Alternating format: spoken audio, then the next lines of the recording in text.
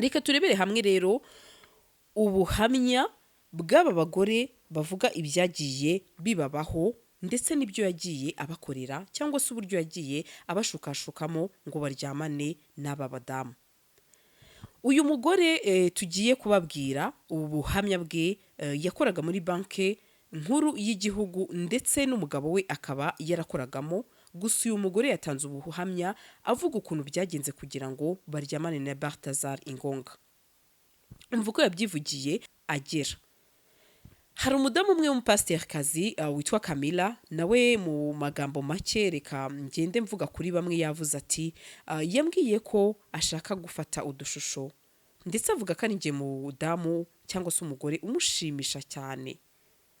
Avuga yuko nta mugore yigeze akunda nkanjye. Ati ndetse ambwira ko ayo mashusho nareka akayafata akazabika muri laptop ye ndetse aho atazigera ajya hanze yewe n'umudamu we atazigera ayamwereka. GASARO TV.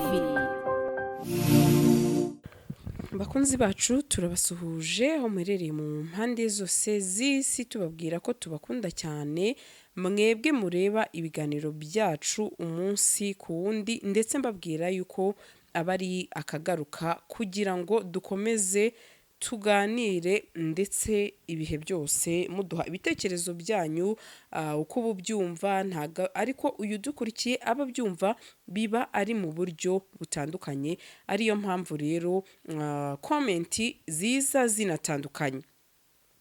Uyu munsi rero ndifuza ko tuganira ndetse n'ibintu bimaze iminsi, ntago nareka kuvuga yuko ari igikuba cyacitse, ndetse aho uyu munsi ugiye kuri interinete ukandikaho ngo Equatorial Guinea nta kindi kizaho uretse umugabo witwa BARTAZAL ingonga. Kugeza kuri iyi saha, kuri uyu munota wanditsemo iryo jambo Equatorial Guinea, uhita ubibona hahita hazamo uno mugabo witwa BARTAZAL. BARTAZAL rero amaze iminsi myinshi navuga ku mbuga nkoranyambaga yarikoroje, ndetse aho uyu mugabo yaciye agahigo mu kuba ikimenwa na bose, ariko ntago navuga ngo ni ikimenwa na bose cyane ko yamenyekanye mu bibi cyane ku isi yose, biturutse ku nkuru zirimo kumuvugwaho ndetse n'amashusho yamugaragaje aryamanye n'abagore benshi bagiye batandukanye. Bivugwa ko afite video z'abagore barenga 200, aho muri mashine ye yasanganwe ndetse video zirenga 400 z'abagore bagiye basambana n'uyu mugabo witwa BARTAZAL. Kuri uyu munsi rero navuga ko ari ibintu bitangaje cyangwa se byatumye abantu benshi bibaza batari ko se noneho iyi si yacu y'uyu munsi yaba iri kugana hehe ko ibintu bikomeje gufata indi ntera, aho umuntu w'umugabo ufite umuryango mwiza cyane ndetse mwagiye mubona n'ubwo muri kuwubona agatinyuka gukora ibintu nk'ibi ngibi, navuga ko ari ibintu by'urukozasoni biteye ubwoba ndetse biteye n'ikimwaro yaba kuri we, ndetse ntago nareka kuvuga ko kugeza kuri iyi saha nubwo icyari gatozi umuryango we nawo ufite ikimwaro. Uyu mugabo rero yasanganwe video zirenga 400 z'aba bagore yagiye asambana nabo, ndetse umugabo navuga ko yatawe muri yombi mu cyumweru gishize ashinjwa kuryamana n'abagore batarabe kandi abagore b'abagabo ndetse bakomeye muri iki gihugu cya Guinea, ndetse no kunyereza amafaranga y'iki gihugu cya Guinea. Ngira ngo rero mwarabikurikiye cyangwa se n'abatarabikurikiye ntacyo, reka tuganire gato. Uyu mugabo yasambanyaga ndetse abagore navuga bakomeye b'abayobozi, ndetse ntago nareka kuvuga yuko atatinyaga n'abadamu batwite.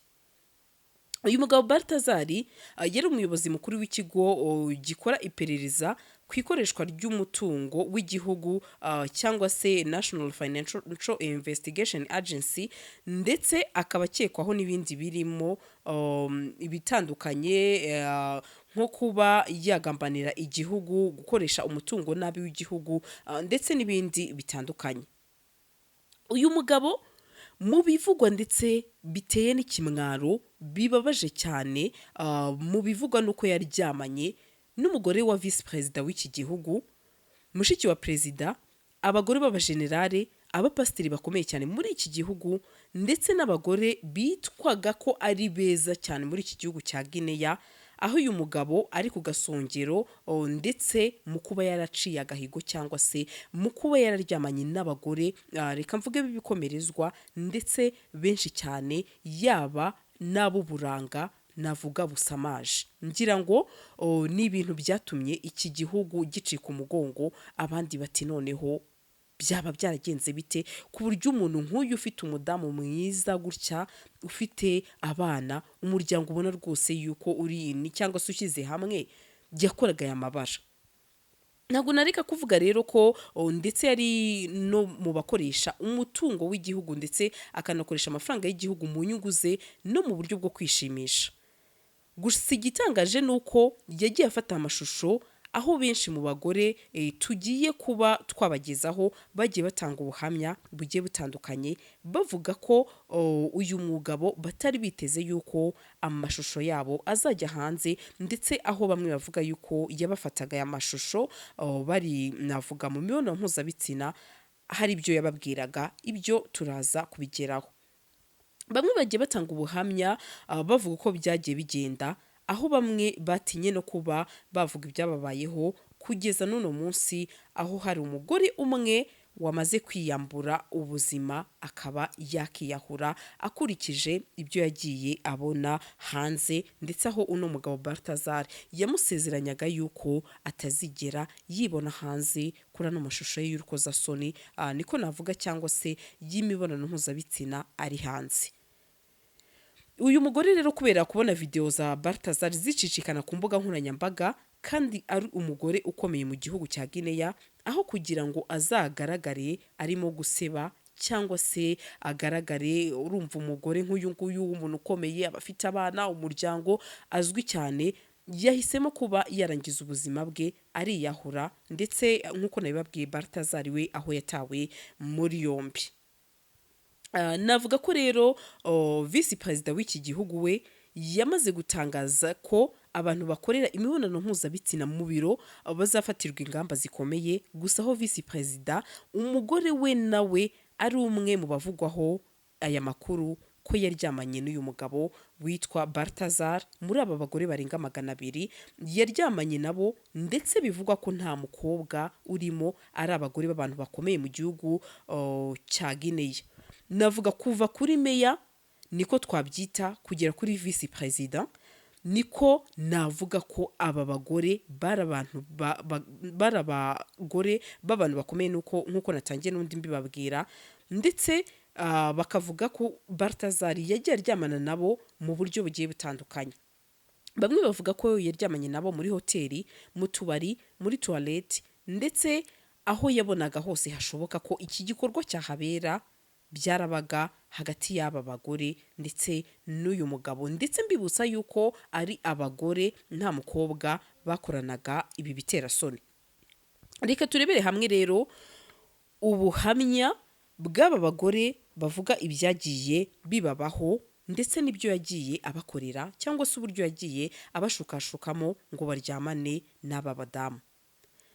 Uyu mugore tugiye kubabwira ubu buhamya bwe, yakoraga muri banki nkuru y'igihugu, ndetse n'umugabo we akaba yarakoragamo. Gusa uyu mugore yatanze ubuhamya avuga ukuntu byagenze kugira ngo baryamane na BARTAZAL ingonga. Umva uko yabyivugiye mu magambo ye, yagize ati: ndicuza ndetse cyane, gusa nkicuza ko ntabwije umugabo wanjye ukuri. Naryamanye na BARTAZAL ingonga, ibi ngibi ndetse nabikoze ntabizi, byarantunguye. Gusa niyo mahirwe nari mfite kugira ngo tube twakuraho icyuho cy'ubukene cyane cyari kitwugarije mu muryango wacu, ndetse n'umugabo wanjye kubera ikibazo cy'ubukene ndetse n'amadeni twari twarafashe muri banki zigiye zitandukanye hano mu gihugu cyacu, ubwo ni mu gihugu cya Guinea. Arakomeza ati: njye na BARTAZAL twagiye turyamana kenshi bigiye bitandukanye, ndetse inshuro nibuka n'inshuro zigera muri 12. Ati twagiye duhurira ahantu henshi hatandukanye, ndetse akama gahunda akambwira aho yifuza ko twahurira, hanyuma nkamushimisha nawe akankorera ibyo nifuzaga. Ibyo nifuzaga ndavuga nashakaga amafaranga ndetse akanyishyurira n'amadeni amwe n'amwe agiye atandukanye, cyane ko njye n'umugabo wanjye twe twaragiye dufata amadeni atandukanye. Ati mu by'ukuri njye n'umugabo wanjye dufite abana 4, bamwe bari no mu mashuri yisumbuye kandi dufite byinshi byaturibaga nk'umuryango. Njye n'umugabo rero wanjye twubatse amazu hano mu mujyi Imaraba, ndetse yari kredi nini cyane.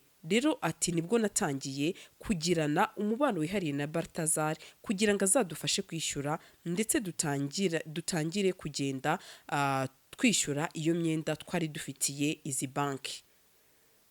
Ati ngewe BARTAZAL kugira ngo tumenyane yansanze muri ofisi, kuko nakoraga mu kigo cy'uburezi, niho yansanze bwa mbere aje kurebesha iby'umwana we wari wahawe ikigo ariko ntiyakishimira. Atansaba yuko najya mufashiriza umwana, ndetse ngira ngo ibyo ngibyo murabizi, aho umubyeyi yakaprocinga umurezi akamubwira ati wenda ujye wita ku mwana wanjye, cyane ko yari n'umuntu ukomeye uyu mugabo. Amusaba ko yajya mufashiriza umwana, reka mvuge mu magambo yavuze, ati ansaba ko najya mufashiriza umwana, duhana nimero, ati tukajya tuvugana igihe kinini. Ati numvaga ko ari umugabo uhamye, aho namubwiraga ko nanjye nzajya ngerageza kuba namufashiriza umwana mu bishoboka.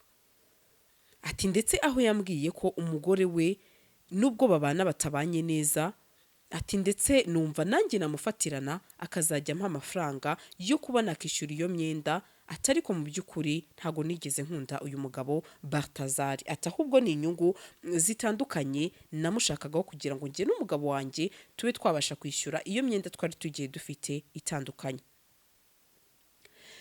Ati bwa mbere turyamana byari muri hoteli, bwa kabiri turyamana twaryamaniye mu biro. Ati nyuma y'akazi yampaye gahunda ko ngomba kuhamusanga, bibera muri biro.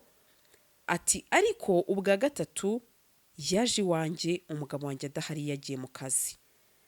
Ati bwa kane musanga mu kazi mu masaha y'akazi, byabaye ngombwa ko tubikora, ariko tubikorera mu bwiherero. Ati ntago nari nzi ko ibi ngibi bizagera aho bigaragarana hamwe, cyane ko yambwiraga ko ndi umugore mwiza, umugore umushimisha, ndetse akajya ambwira ko yifuza ko nazatandukana n'umugabo wanjye tukibanira. Ati nanjye nkamubwira ko ntarabifatira icyemezo, ko ndetse njye n'umugabo wanjye abana bacu bakiri batoya, nkeneye kuba twabarera bakegera hejuru. Ndetse aho yambwiraga ko afitanye ibibazo n'umudamu we, ndetse akambwira ko akabazo kose kajyanye n'amafaranga yakanyemurira. Ndetse umugabo wanjye ni umushoferi muri banki nkuru y'igihugu, banki bita Bangwi. Ati si akazi keza rwose bitewe n'imyenda iremereye ya banki twari dufite myinshi yo muri banki. Muri iyo banki yavuze nka banki yitwa CBGA. Ati ntago byari bitworoheye rwose ko twakishyura iyo myenda, cyane ko twari twubatse n'inzu zigeretse. Ati rero ibyo byatumye mbihisha umugabo wanjye nkajya njya kuryamana n'uyu mugabo BARTAZAL Ingonga. Ati ariko abana, inshuti, abo dukorana bose, ati bumiwe cyane ko nari nzi ko ibi ngibi dukorana hagati yanjye n'uyu mugabo bitazigera bijya hanze na rimwe. Ati ariko nanone ntago nahitamo gufata umwanzuro mubi, ati gusa ndicuza. Ndetse aho uyu mudamu yavuze ko BARTAZAL kenshi yabaga yamusindishije, ariko nyuma akaza kuba barabikoraga ari we wijyanye, cyangwa se ari ibintu bumvikanyeho nk'abantu bakuru.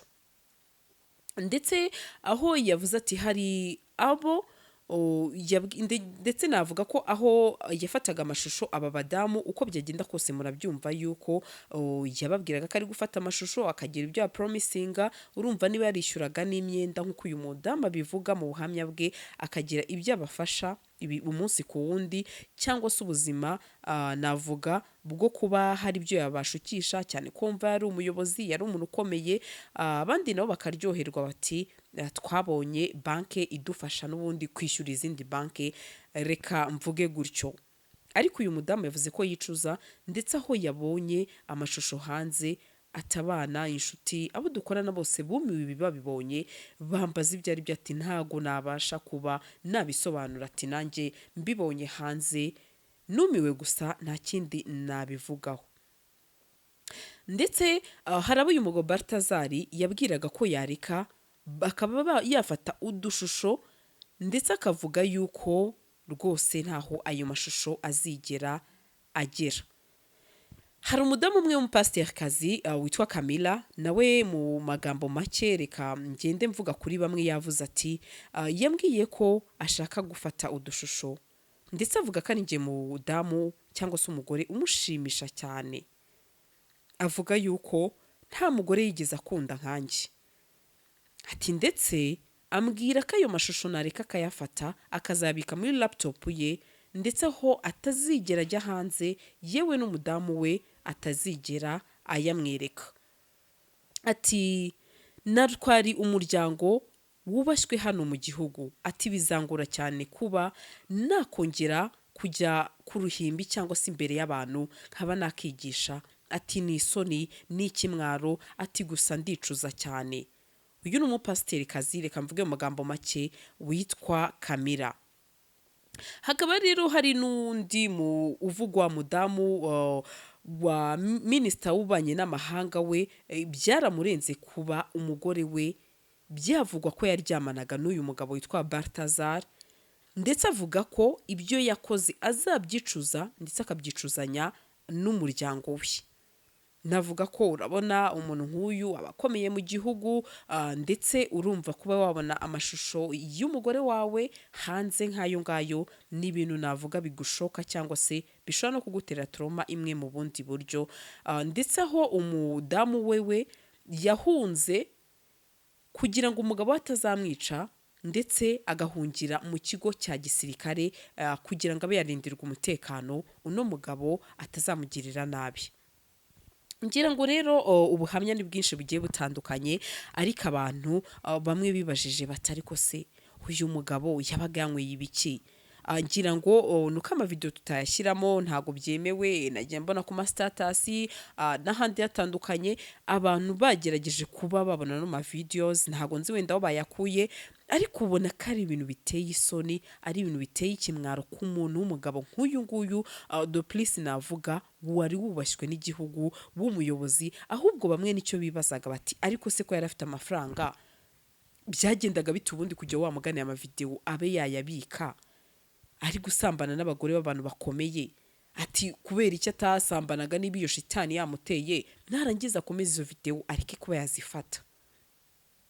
Reka mvuge rero ko kugeza kuri ubu n'ubundi Bartazal arafunzwe ariko ni ibintu byaciye igikuba ni ibintu byateye benshi ubwoba batari ko hari n'igihe ibi bintu biba ari amadayimoni cyangwa se amashitani kuko nawe ntiwabyiyumvisha ukuntu ko wa mugani umuntu ashobora kuba yasambanya abadamu b'abayobozi abadamu bakomeye ndetse ntavuga ngo afite umugore mwiza nk'uyu ngo kabyaramwe. Ngewe byandenze narumiwe muze kuza kutubwira mu bitekerezo nimba uyu mugabo yari muzima nimba yabarabaga yasinze nimba ari iki byarancanze ngewe nawe uri kudukurikira ushobora kuba byaragucanze. Abatanze ubuhamya rero ni benshi abo ngabo nibo tubashije kuba twababwira harimo pasiterikazi harimo navuga uwo mudamu wundi avuga ibyo yamukoreye ko bari bafite navuga amadeni menshi cyane ariko reka mvuge ngo nyine Satani ahemba nabi. Satani ahemba nabi aragushuka yarangiza akaguhururiza umuntu yakishimira amafaranga yo kubona muri ubwo buryo bw'urukozasoni akaba yakishyura ariko nanone ntacyo wakora ngo icyubahiro wari umuntu ukomeye kibe cyagaruka. Uyu munsi wabikora ariko ingaruka ukazisogongeraho ziteka ryose.